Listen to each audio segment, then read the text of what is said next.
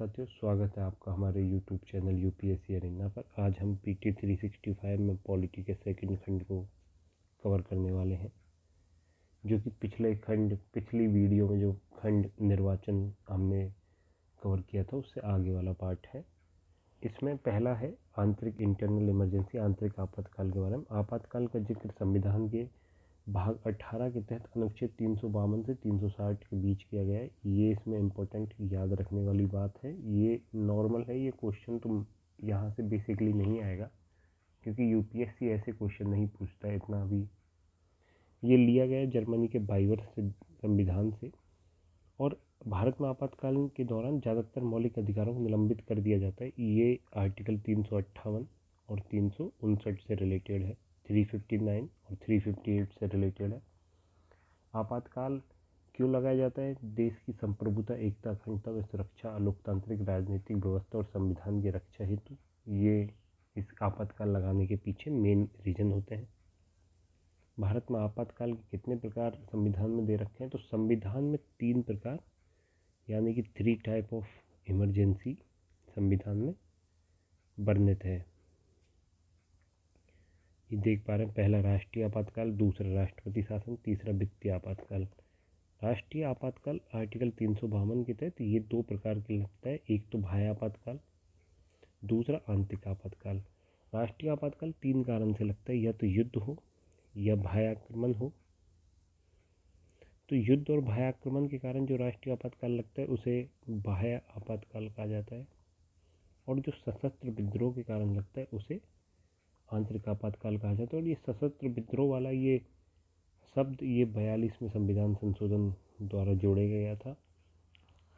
जो राष्ट्रीय आपातकाल होता है उसके संबंध में सबसे महत्वपूर्ण बिंदु 2-3 ही हैं जो आपको याद रखने के लिए आवश्यक है। एक तो ये 1 माह के अंदर इसकी जो घोषणा है उसको संसद से विशेष बहुमत से अनुमोदन प्राप्त होना चाहिए, संसद यानी कि दोनों सदनों से। और अनुमोदन प्राप्त होने के बाद ये 6 माह तक लागू रह सकती है। और मानिए कि राज्यसभा तो है अस्तित्व में, लेकिन लोकसभा अस्तित्व नहीं है, तो अगर राज्यसभा ने, तो कम से कम इसे राज्यसभा से तो अप्रूव होना ही चाहिए। उसके बाद लोकसभा से जब ये अप्रूव होगी उसके बाद 6 माह तक ये चल पाएगा। ऐसे नहीं है कि राज्यसभा से पहले अप्रूव हो गया और बाद में लोकसभा से हो रहा है तो राज्यसभा वाली अवधि काउंट नहीं करेंगे। जो पिछला सदन है, जो दूसरा सदन है, उसकी अवधि हमेशा काउंट की जाएगी। और ये 6 महीने तक लागू रह सकता है। 6 महीने के बाद इसे बढ़ाया जा सकता है और ये अनिश्चित काल तक रहता है, अनिश्चित काल तक रहता है ये विशेष बहुमत। हालांकि अगर इस चीज़ को अपन राष्ट्रपति शासन में देखें तो यहाँ एक और इम्पोर्टेंट चीज़ ये है कि राष्ट्रपति शासन में ये घोषणा 2 माह में अनुमोदन करवानी होती है, वो भी साधारण बहुमत से। और साधारण बहुमत से, और ये 6 माह तक बढ़ाई जा सकती है। और ये 6 माह बढ़ा के ये मैक्सिमम 3 साल तक किया जा सकता है। और इसमें एक कंडीशन है, 1 साल से ऊपर तभी बढ़ाया जा सकता है जब या तो देश के किसी भाग में नेशनल इमरजेंसी हो या इलेक्शन कमीशन ऑफ इंडिया वहाँ चुनाव करवाने से मना कर दे। तो ये है विशेष बहुमत। क्या होता है? सदन का बहुमत प्लस 2/3 सदस्यों का, मतदान करने वाले 2/3 सदस्यों का बहुमत, ये विशेष बहुमत होता है। यानी कि इसमें एक विशेष परिस्थिति का भी जिक्र कर रखा है। यदि 6 माह की अवधि के दौरान लोकसभा भंग हो जाती है, आपातकाल की स्थिति को आगे जारी रखने की मंजूरी नहीं मिल पाती, तो इस उद्घोषणा की वैधता लोकसभा के पुनर्गठन के बाद उसकी पहली बैठक से 30 दिनों तक बनी रहती है, बशर्ते इस बीच राज्यसभा ने इसे जारी रखने की मंजूरी दे दी गई। ये पॉइंट हमने पहले ही चर्चा कर लिया है। आपातकाल का निरसन कैसे किया जाता है, आपातकाल को रद्द कैसे किया जा सकता है? तो इसके 2 बिंदु हैं। या तो प्रेसिडेंट खुद कहे कि भैया हम अपना आपातकाल वापस ले रहे हैं, या फिर संसद इस हेतु एक प्रस्ताव पारित करे। और संसद जो ये इस हेतु एक प्रस्ताव पारित करेगी ये साधारण बहुमत से होगा। और संसद में भी लोकसभा कर सकती है, राज्यसभा को नहीं है ये सकती, तो लोकसभा का ये विशेष अधिकार है। ये इम्पोर्टेंट याद रखने की चीज़ है। 2021 या 22 में एक क्वेश्चन आया था कि कौन सी 2021 या 22 में एक क्वेश्चन आया था कि कहाँ राज्यसभा सुप्रीम है लोकसभा से। तो ऐसे ही इसी थीम पर क्वेश्चन आ सकता है कि कहाँ लोकसभा सुप्रीम है राज्यसभा से। तो आपातकाल और उसमें भी राष्ट्रीय आपातकाल को समाप्त करने के लिए केवल लोकसभा में प्रस्ताव पारित हो सकता है। तो यहाँ ये सुप्रीम है। इसमें एक और 44वें संविधान संशोधन के द्वारा इसमें संशोधन किया गया था, जो कि यहाँ पे बताया गया था 44वां, ये 42 नहीं, ये 44वां है। 44वें संविधान संशोधन द्वारा इसमें संशोधन किया गया। इसमें क्या किया गया कि जो मंत्रिमंडल द्वारा राष्ट्रपति को लिखित सलाह के आधार पर ही ये घोषणा की जा सकती है, यानी कि ये घोषणा प्रेसिडेंट करेंगे, लेकिन उनको सलाह मंत्रिमंडल देगा और वो भी लिखित देगा। उसके बाद आर्टिकल 359 में साफ साफ दे रखा है कि आर्टिकल 20 और 21 इसमें रद्द या निलंबित नहीं होंगे।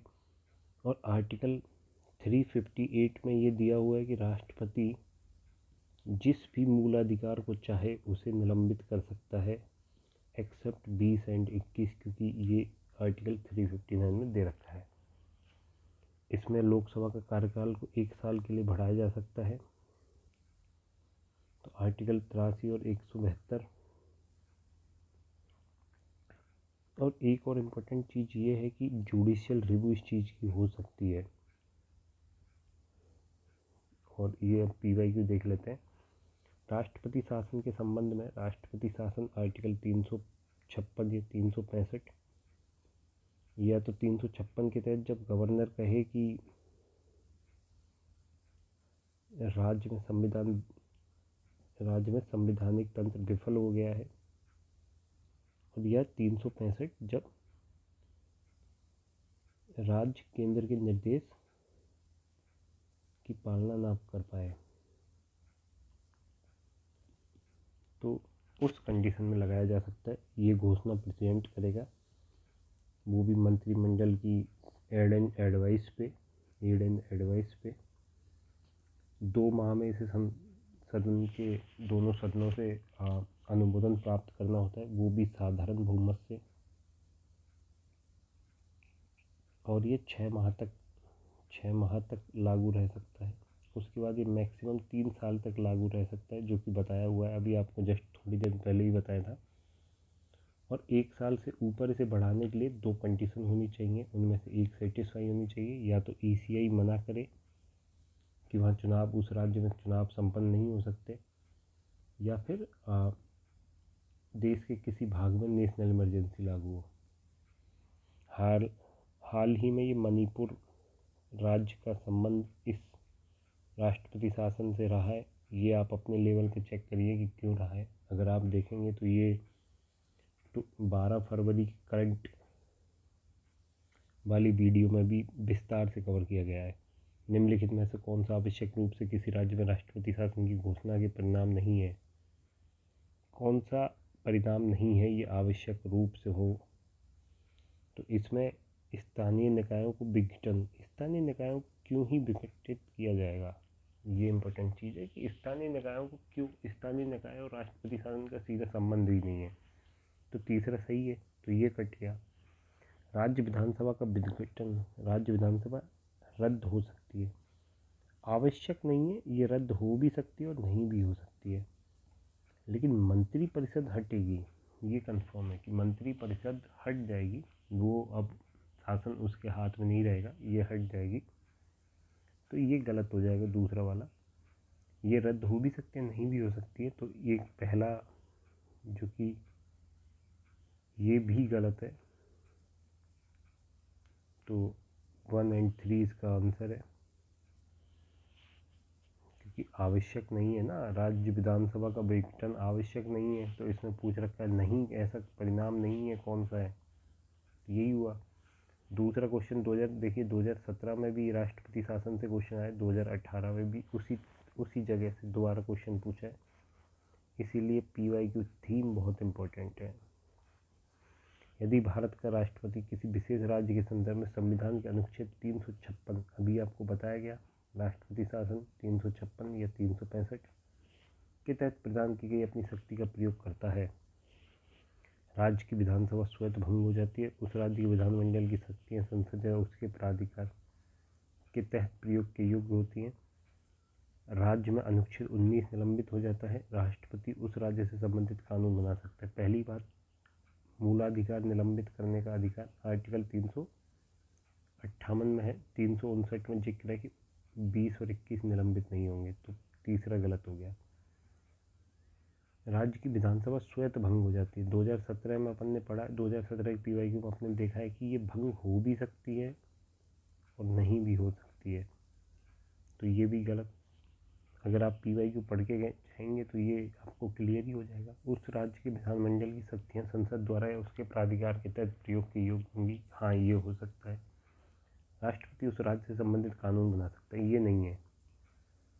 संसद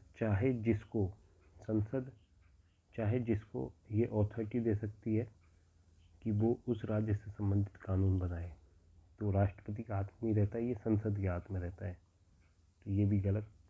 तो ऑप्शन बी इज करेक्ट। ये UPSC 2002 का एक क्वेश्चन है। The term of Lok Sabha can not be extended under any circumstance, can be extended by 6 months at a time, can be extended by 1 year at a time during the proclamation of emergency, can be extended for 2 years at a time during the proclamation of emergency. तो 2 year नहीं कर सकते हैं, वो 1 year एक बार में 1 साल बढ़ा सकते हैं। ये संविधान में जिक्र है आर्टिकल 83 में, तो और ये आर्टिकल 352 में भी जिक्र है इस चीज़ का। तो एक बार में 1 साल के लिए बढ़ा सकते हैं, ये गलत। और 1976-77 के समथिंग जो विधानसभा थी वो शायद बढ़ भी गई थी, तो ये कंफर्म नहीं है, एक बार आप चेक कर लीजिएगा अपने लेवल पे। हालांकि जहाँ तक मुझे अनुमान है बढ़ गई थी। तो इसमें हमने 2 चीज़ें करी हैं, एक तो नेशनल इमरजेंसी कवर कर लिया है,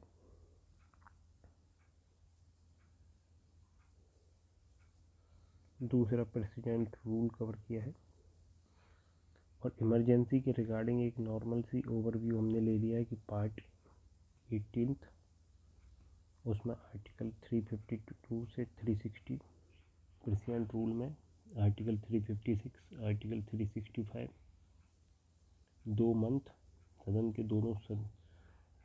के दोनों सदनों से साधारण बहुमत से अनुमोदन, और मैक्सिमम 3 साल एक बार में 6 माह तक बढ़ा सकते हैं।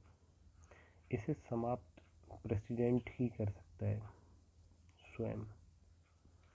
नेशनल इमरजेंसी आर्टिकल 352, 1 माह में इसे अनुमोदन चाहिए और वो भी विशेष बहुमत से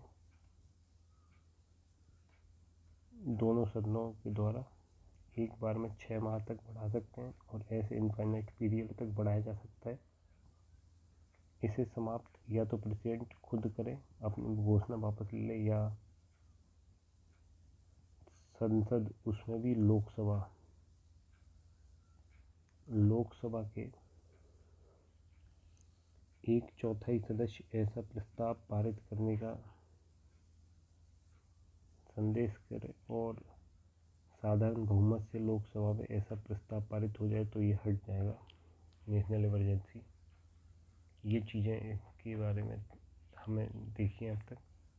ये कुछ क्वेश्चन ऐसे जो UPSC में सीधा ना आए, UPSC के CAPF वगैरह एग्जामों में भी आए। एक क्वेश्चन ये UPSC का ही है, consider the following statement in respect of financial emergency under article 360 of the constitution of India. Proclamation of financial energy issued shall cease to operate at the expiration of 2 months unless before the expiration of that period it has approved by the resolution of both houses of parliament।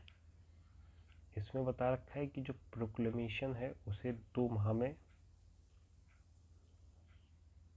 Approve लेना होगा, expiration of that period, उस period के expiration होने से पहले। It has been approve by the resolution of both houses of parliament. ये तो वही चीज़ बता रखा है इन्होंने।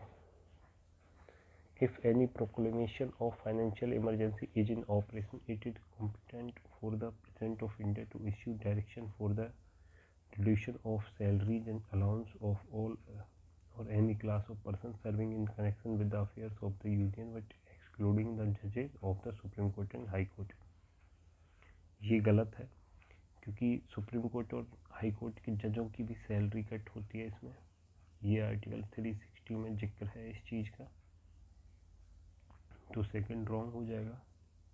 अब आपको खुद अपने स्तर पे चेक करना है कि ये सही है या गलत है, आप ये खुद करिए। मैं अगर हर क्वेश्चन को बताऊंगा तो शायद थोड़ा सा इश्यू होगा, तो ये आप खुद अपने लेवल चेक करिए। इसके भी क्वेश्चन दे रखे हैं CDA 2017, CDA 2021 और ये CDA 2022 का क्वेश्चन, ये भी इमरजेंसी से रिलेटेड है। Fundamental right guaranteed in the constitution of India can be suspended only by A proclamation of national emergency. ये नहीं है, जुडिशियल डिसीजन सुप्रीम कोर्ट का नहीं कर सकता है एक एक्ट के द्वारा, नहीं। प्रोक्लेमेशन ऑफ एन आर्टिकल 358 इसमें क्लियरली लागू हो जाएगा। विच one of the following is not circumstance of proclamation of emergency by the President of India under Article 352 of Constitution of India। 44वां संविधान संशोधन इस संबंध में याद रखना है। वॉर, एक्सटर्नल डिस्टर्बेंस, आर्म, सशस्त्र विद्रोह को आंतरिक अशांति।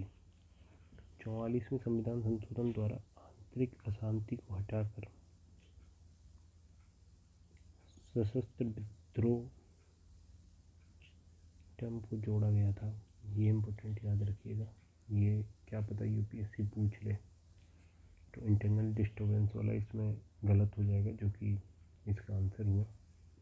विच one of the following is not mention as a form of emergency in the constitution of India.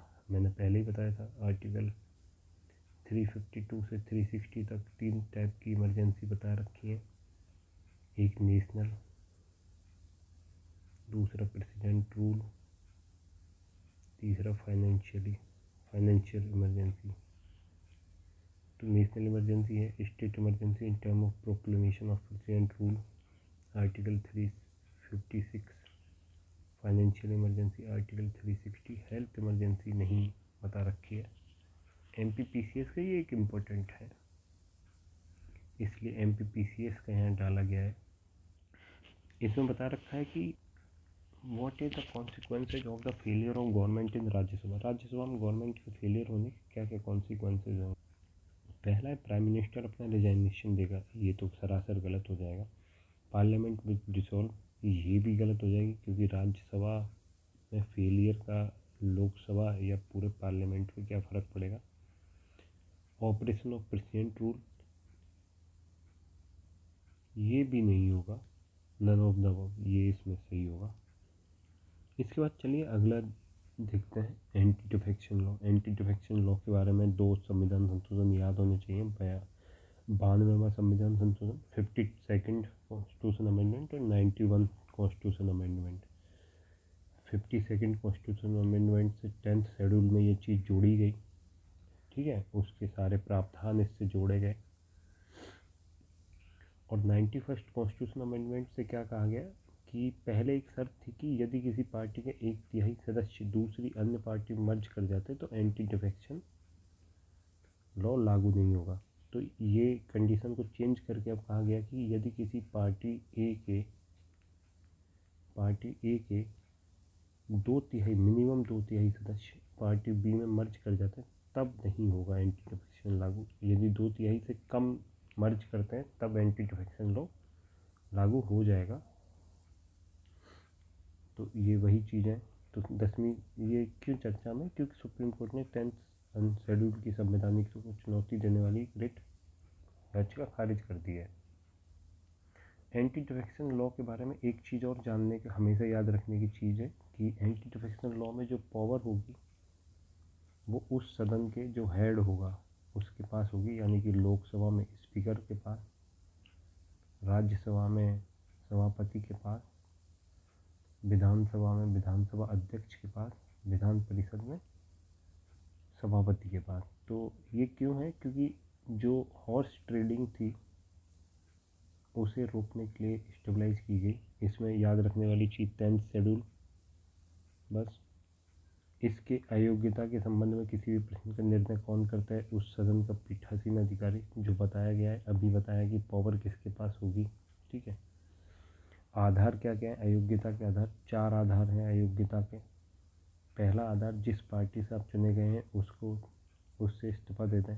दूसरे, आप अपनी पार्टी के निर्णय के खिलाफ मतदान करें या मतदान से उपस्थित रहें और 15 दिन में पार्टी ने आपको क्षमा नहीं किया है।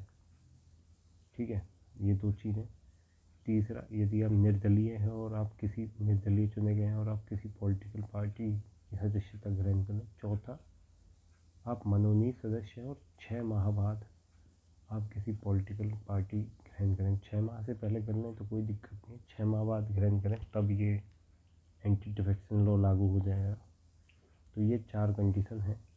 उसके बाद 91st कॉन्स्टिट्यूशन अमेंडमेंट भी हो गया है। और एक और चीज़ की, इसमें जो पीठासीन अधिकार ही है,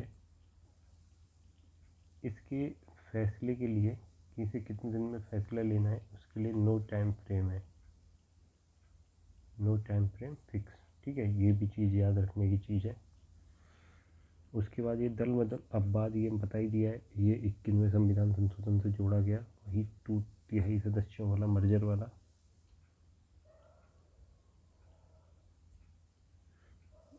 और ये भी एक जानने वाली बात है, यदि कोई व्यक्ति लोकसभा अध्यक्ष या राज्य के सभापति के रूप में चुना जाता है तो वह अपने दल से इस्तीफा दे सकता है। पद छोड़ने के बाद वह फिर से उस दल में शामिल हो जाएगा। 10वीं अनुसूची के संबंध में महत्वपूर्ण न्यायिक निर्णय कौन कौन से? किहोतो होलोमन वर्सेस जचीलहू निर्णय, ये हमेशा पूछा जाता है थोड़ा। इसने क्या कहा है कि एंटी डिफेक्शन के तहत जो फैसला है वो जुडिशियल रिव्यू के अधीन होगा। कीसम लिखचंद्र सिंह बात 2020, इसमें कहा कि जो स्पीकर के लिए वो 3 माह के अंदर उसे अपना फैसला सुनाना होगा, जो पीठासीन अधिकारी है, नॉट स्पेसिफिकली स्पीकर। जो पीठासीन अधिकारी है उसे 3 माह के अंदर अपना फैसला सुनाना होगा। इससे रिलेटेड कुछ PYQ देखते हैं। ये PYQ UPSC का 1995 का है, इसमें मैच करवा रखा है। एंटी डिफेक्शन लॉ कौन सा कॉन्स्टिट्यूशन अमेंडमेंट से हुआ था? अभी बताया था 52nd। तो डी में सेकंड काट देंगे, ऑप्शन बच गया एक सी, विच इज़ करेक्ट। अब आप ऐसे देख लीजिए कि इसमें कौन सा है। तो ए में 13 कॉन्स्टिट्यूशन अमेंडमेंट नागालैंड, जो कि 24th स्टेट था, और ये 1963 में एक स्टेट बना। 1963 में, हाँ सही है। उसके बाद बी में 18th अमेंडमेंट, इसमें स्टेट को क्लेरिफाई किया गया था। 39th में स्पीकर और प्राइम मिनिस्टर के चुनावों को चैलेंज नहीं किया गया, ये प्रावधान था। उसके बाद एक और हरियाणा सिविल सर्विस में ये पूछा गया है, हरियाणा PCS के पेपर में, ये भी थोड़ा इम्पोर्टेंट था इसलिए डाले। The anti-defection law was enacted during the Indira Gandhi government in 1984. It is placed under the 10th schedule of the Constitution. अभी बताया 10th schedule के अंदर। तो 2 तो ये तो यहाँ होगा ही होगा। The anti-defection law was further strengthened by 93rd Amendment in 2003. 93rd नहीं था, 91st Constitutional Amendment था, तो ये तीसरा गलत हो जाएगा। तो 1, 2, इसमें 1 और 4 बचा। The law mandate the chairman of the speaker of the respective legislative house to decide on disqualifying arranging out of defection. Respective house to mandate नहीं करता है, ये यहाँ एक देखने की चीज़ है कि ये मैंडेट करता है नहीं करता। मैंडेट तो करता ही है, मैंडेट करता है, टाइम फ्रेम फिक्स नहीं करता है। Anti defection law 52nd constitution amendment 1985 में आया था। तो 84 ये थोड़ा दिक्कत है कि ये यही मान के चल रहे हैं कि नहीं। जहाँ तक 84 में 85 ही है, तो ये फर्स्ट गलत हो जाएगा, 4th बचा। अगला आते हैं, ये यूपीएससी 2022 का है, ये भी थोड़ा ध्यान देने वाली चीज़ है क्योंकि थीम रिपीट हो रही है। Regarding anti defection law in India, the law specific that a nominated legislature can not join any political party within 6 months of being appointment to the house. Within नहीं, after 6 months, पहला गलत, तो 1 and 3 option cut गए। The law does not provide any time frame within which the preceding officer has to decide a defection case। बिल्कुल सही है, ये इसका मुद्दा रहा है। इसमें ही कीसम चंद्र, अभी था ना कीसम चंद्र केस एक करके था, कीसम मेघचंद्र सिंह बाद, इसमें यही कहा गया है कि 3 महीने उनकी टाइम फिक्स कर दिया जाए, लेकिन अभी तक हो नहीं पाया। एक और क्वेश्चन CAPF 2018 का, CAPF और ये UPPCS मेंस और CAPF के अगले क्वेश्चन ये आप खुद से करके देखिएगा, आपको हो जाएंगे जहाँ तक। अगर फिर भी कोई दिक्कत हो तो बताइएगा। उसके बाद प्रोपोर्शनल रिप्रेजेंटेशन, एक्चुअली क्या है कि 2 प्रकार से चुनाव होता है। तो भारत में जो चुनाव होता है वो होता है फर्स्ट पास्ट द पोस्ट, यानी कि जिसको ज़्यादा वोट मिले वो जीत गया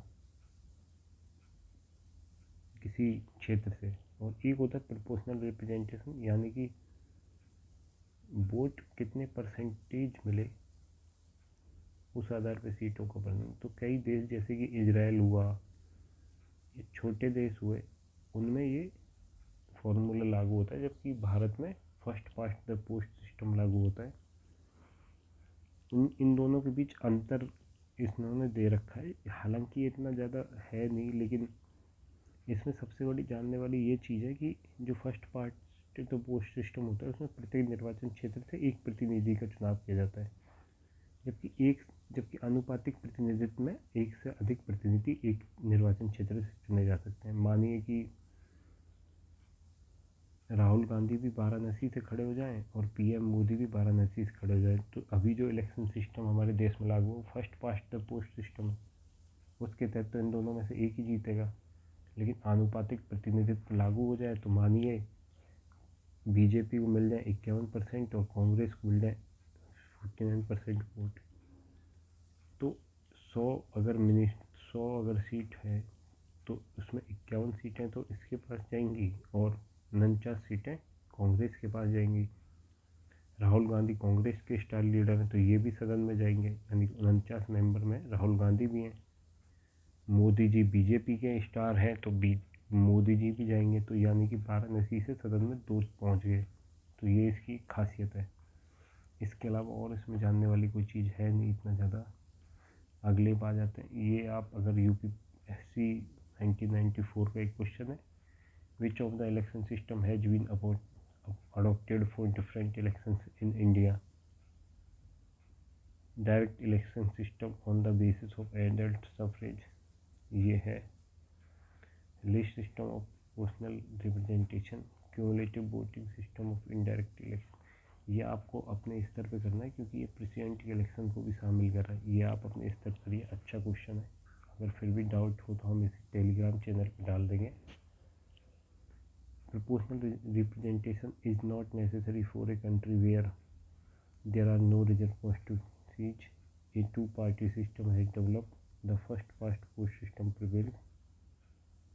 There is a fusion of president and parliamentary force. तो इसमें ये है first past the post system, जहाँ पहले से उपस्थित है वहाँ प्रोपोर्शनल रिप्रेजेंटेशन नहीं है, ज़रूरी नहीं है।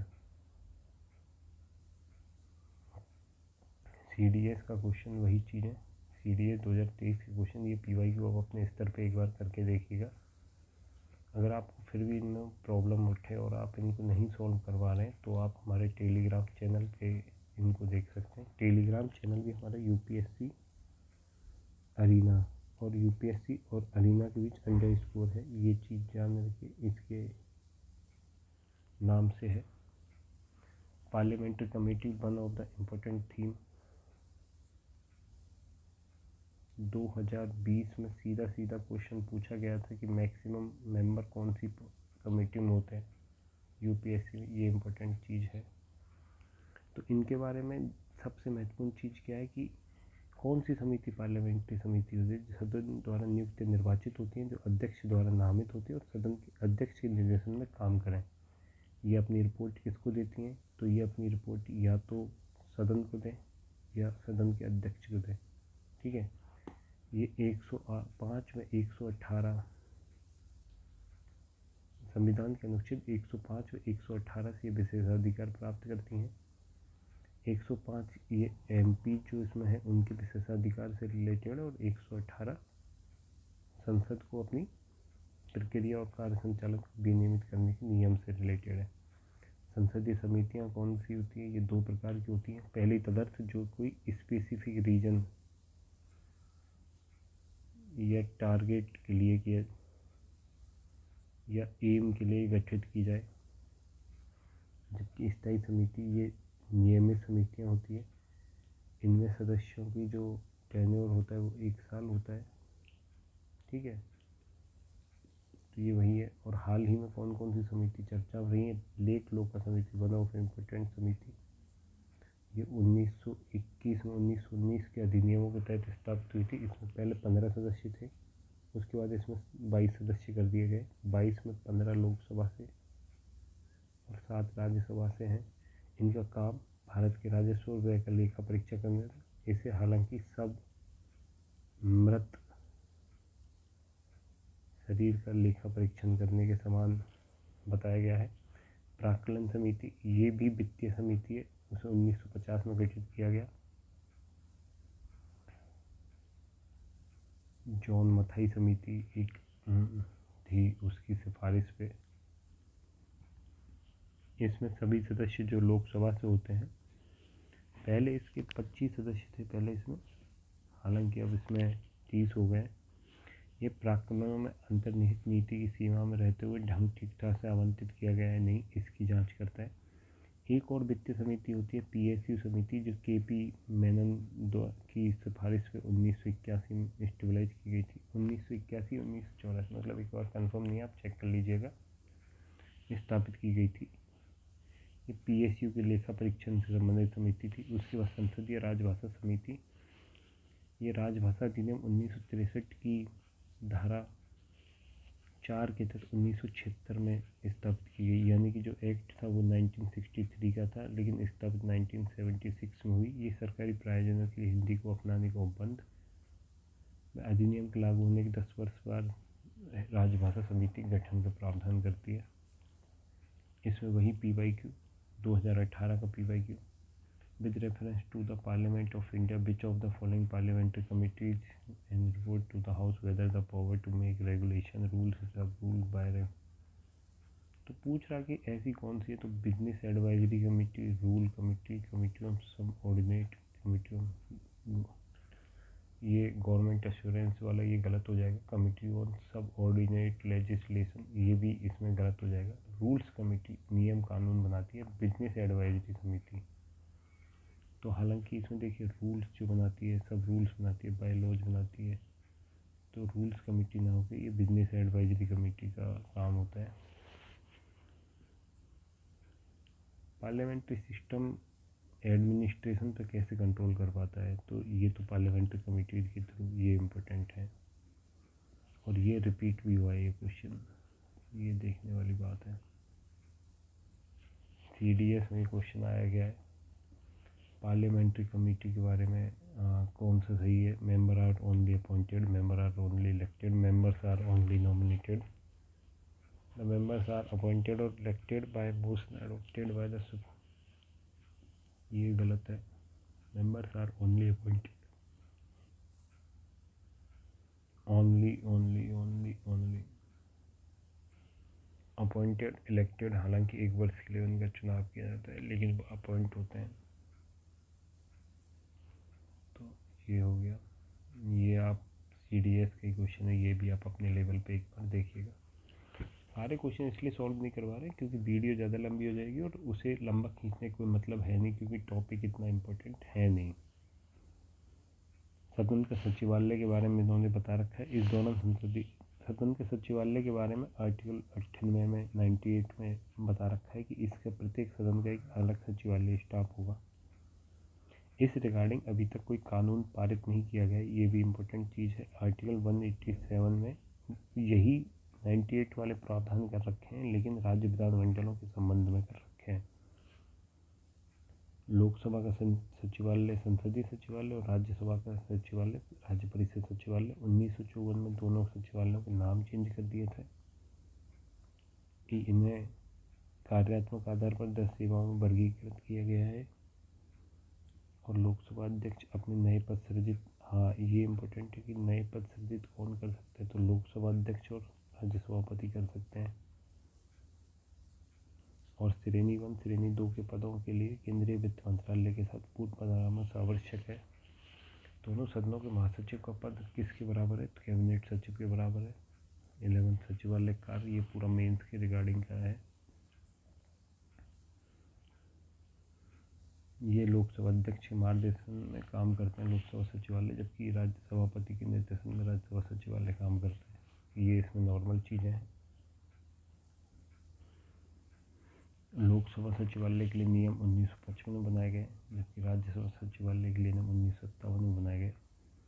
अगला पॉइंट कैबिनेट सचिव के बारे में बताया गया है। कैबिनेट सचिव के बारे में क्या है कि ये इसकी नियुक्ति समिति द्वारा वरिष्ठ सहयोगिता के आधार पर की जाती है। ये इसमें एक जानने वाली चीज़ है, और इसमें एक कोई भी ऐसा जानने वाली चीज़ है नहीं। कैबिनेट सचिव को केंद्र सरकार विभागों पर कोई अधिकार नहीं होता, ये भी इसका एक इम्पोर्टेंट चीज़ है जानने के लिए। उसके अलावा इसमें इतना कुछ बताया गया है नहीं। ये PYQ 2019 का है, 2009 का है, ये आप खुद सॉल्व करिए। और ये 2000 का, ये भी आप खुद सॉल्व करिएगा। इसमें 19th को हम एक बार देख लेते हैं। Ministry department of the government of India created by prime minister on the advice of cabinet secretary, ये थोड़ा गलत हो जा रहा है। प्रेसिडेंट करता है एडवाइस ऑफ प्राइम मिनिस्टर, ये बिल्कुल सही है। आर्टिकल 75 और 74 इससे रिलेटेड है। उसमें संसद में राष्ट्रपति का अभिभाषण, संसद में ये वर्ष के प्रथम सत्र के प्रथम दिन अभिभाषण राष्ट्रपति करता है। ये आर्टिकल 86 के तहत आर्टिकल 86 के तहत ये प्रक्रिया की जाती है। और इसमें 87 में बता रखा है कि ऐसे 2 अवसर हैं जब ये संयुक्त बैठक जॉइंट सेशन होता है, जब राष्ट्रपति जब अपना अभिभाषण करता है तो वो एक जॉइंट सेशन होता है, जॉइंट सेशन। तो ऐसे 2 ही हैं, जब 2 ही अवसर होते हैं जब आपको जॉइंट सेशन में राष्ट्रपति अभिभाषण करेगा, या तो चुनाव के बाद की जो पहली बैठक होती है उसमें, या फिर नए सत्र की पहली बैठक में करता है। तो ये आर्टिकल 87 में ये जिक्र दिया हुआ है। प्रथम संशोधन 1951 के द्वारा आर्टिकल 87 में संशोधन किया गया है। और इसमें ये प्रत्येक सत्र के आरंभ में संसद के दोनों सदनों में राष्ट्रपति के अभिभाषण का प्रावधान था, ये इसमें बिंदु जोड़ा गया है। उसके बाद अगले पे आते हैं संसद सदस्यों की शपथ। अगर आपको पता होगा संसद सदस्यों की शपथ और भत्ते एवं विशेषाधिकार, तो भत्ते एवं विशेषाधिकारों को वर्णन 2nd अनुसूची में है, जबकि कई लोगों की शपथ का वर्णन 3rd शेड्यूल में है। तो इसमें यही देखना है। आर्टिकल 99 संसद सदस्यों द्वारा शपथ या प्रतिज्ञान से संबंधित है, ये बिल्कुल सही है। और ये 3rd शेड्यूल में भी ये दे रखा है। 3rd शेड्यूल में एक्चुअली 9 लोगों के बारे में बता रखा है। एक तो हाई कोर्ट, सुप्रीम कोर्ट और कैग की शपथ। दूसरा लोकसभा या संसद के सदस्यों को अपॉइंट होने के बाद, चुनाव लड़ने से पहले और मंत्री बनने से पहले, मंत्री बनने के दौरान। और सेम यही राज्य विधानसभा या राज्य विधायिका के संबंध में भी है। चुनाव लड़ने से पहले, चुनाव जीतने के बाद जब सदन सदस्य बनते हैं, और तीसरा मंत्री बनने के बाद। तो ये 9 सदस्य 3rd शेड्यूल में वर्णन कर रखे हैं। आर्टिकल 104 इस रिगार्डिंग इम्पोर्टेंट है क्योंकि इससे PYQ आ चुका है। कोई सदस्य शपथ लिए बिना सदन में अपना स्थान ग्रहण कर सकता है। यह 104 में दंड का प्रावधान है, यानी कि वो स्थान भाग ले सकता है लेकिन वोट नहीं कर सकता और उसे इसके लिए फाइन देना होगा 500 रुपये पर डे। इस नियम का अनुसार यदि कोई व्यक्ति संसद के लिए चुने बिना भी मंत्री बन सकता है, हालांकि 6 महीनों के लिए बन सकता है, ये सही है। शपथ 22 भाषाओं में किसी में भी ले सकते हैं और 22 भाषाओं के अलावा अंग्रेजी में भी ले सकते हैं, यानी कि 23 लैंग्वेज में शपथ लिया जा सकता है। 8th शेड्यूल में व्याप्त 22 भाषा और 1 English. Which of the following statement with regard to the speaker Lok Sabha is are correct. Lok Sabha के स्पीकर के बारे में पूछ रखा है। लोकसभा के स्पीकर की चुनाव की तारीख फिक्स करता है प्रेसिडेंट। हालांकि प्रेसिडेंट द्वारा चुनाव नहीं होता है तो इसके लिए शपथ नहीं होती है और इसका टेन्योर होता है नई लोकसभा की प्रथम बैठक से ठीक पहले तक। ये अपना इस्तीफा डिप्टी स्पीकर को दे सकता है। The speaker on assuming his office not required to make और सब्सक्राइब ओथ और अफर्मेशन। सही है ये, क्योंकि इसमें बता ही नहीं रखा है the election of speaker of Lok Sabha is conducted by the election commission of India. गलत, अभी बताया प्रेसिडेंट करता है। Speaker does not exercise A casting vote in case of equality of votes. ये गलत है, करता है, तो ये ऑप्शन ए इज करेक्ट। आपको ये PYQ इसलिए बताया जा रहा है ताकि आप देख पाएँ कि क्वेश्चन कैसा आ रहा है। आप जो पढ़ रहे हैं क्या उससे आप अपने क्वेश्चन को सॉल्व कर पा रहे हैं, PYQ को सॉल्व कर पा रहे हैं। अगर आप कर पा रहे हैं तो ठीक है, आपकी स्टडी एक सही ट्रैक पे जा रही है। लेकिन आप अगर नहीं कर पा रहे तो अपने ट्रैक को चेंज करने की आपको ज़रूरत है थोड़ा सा। ये अगला क्वेश्चन ये CDS 2022 में पूछा गया है और ये लास्ट क्वेश्चन है हमारा आज के इस सेशन का। इसमें पूछा गया है कि कौन सी शेड्यूल क्या है। तो first schedule form of oath और अफर्मेशन, ये थर्ड में है। इसमें पूछा गया है कि सही कितने हैं। अच्छा। तो फर्स्ट शेड्यूल में तो राज्य के बारे में बता रखा है, भारत अर्थात इंडिया, राज्य इंडिया अर्थात भारत राज्यों के एक संघ होगा, तो ये तो गलत है। फॉर्म ऑफ ओथ ये थर्ड शेड्यूल में है। Third schedule allocation of seat in council of state ये फोर्थ शेड्यूल का है, तो ये भी गलत। Fifth schedule provision related to the administration of schedule areas and schedule tribe. Ninth schedule provision related to the administration of tribal areas in certain state होते हैं, हाँ, असम, मेघालय, त्रिपुरा और मिजोरम, और ये 6th शेड्यूल में वर्णन है। तो 9th शेड्यूल में नहीं है। 9th schedule first constitution amendment से जोड़ा गया था और ये एक PYQ इम्पोर्टेंट था जो हम आगे पढ़ेंगे। 5th शेड्यूल इसमें सही है, तो ओनली एक 1 इज करेक्ट। तो आज ये इस प्रकार से हम PT पॉलिटिक्स 365 के पार्ट सेकंड को हमने पूरा कर दिया है। लगभग आपके PYQ के साथ उस लिंक करके PT को हमने पढ़ा है, जो कि आपके आने वाली UPSC प्री 2025 की परीक्षा में बहुत महत्वपूर्ण योगदान देगी। अगर आपको पसंद आए तो चैनल को लाइक शेयर सब्सक्राइब करिए।